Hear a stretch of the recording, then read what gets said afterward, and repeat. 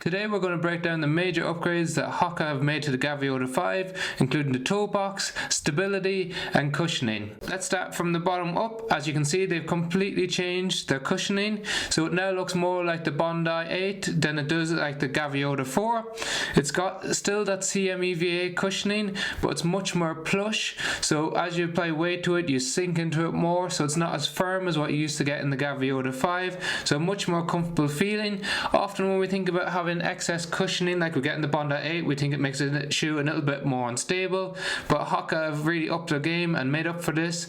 They've got rid of the J frame, which is that grey line that you can see on the Gaviota 4, and they've replaced it with a new upgraded H frame. Now they had a H frame in the Gaviota 4, but they've upgraded it so it's more supportive, and it's a dual density midsole, so it keeps you centered in that shoe as you move throughout the gait cycle.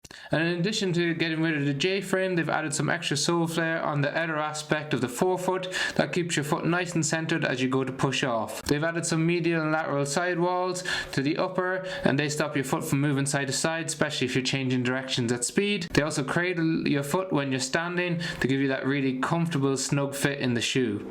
Then as we move into the upper, it's got a creel jackered mesh similar to what we see in the Gaviota 4, but as you can see they've completely transformed the toe box. So it is a super wide toe box. This model is a 12D, and the model that you can see in the Gaviota 4 is a 12E. So it's the wider version of the Gaviota 4, but still not as wide as the normal version of the Gaviota 5. That's how much they've transformed it. It's so nice and comfortable. You're able to splay your toes, and for those of you wide feet that were apprehensive of having a Hoka in the past, these can suit you perfectly. They're super wide. I'd fit them in with shoes like New Balance, who are renowned for having a wider shoe. As we move into the tongue, you've got a gusseted tongue, so they haven't got rid of that, which is great. It's nice and padded. They've got a mild to moderate stability on the heel counter, so it's probably not as stable as what you would have found in the previous models, but it still does the job. It's got a nice heel tab to help pull on your shoe, and it's nice and padded in the tongue. Overall, we think it's an excellent upgrade for the Gaviota 5.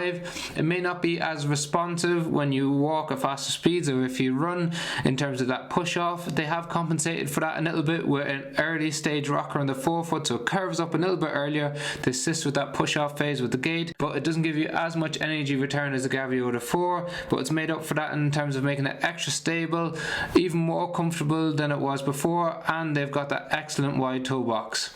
If you've got any questions on the shoes, leave them in the comment section below. If you found the video interesting and helpful, we've got loads of shoe reviews, so subscribe to the channel for more than 3 videos a week.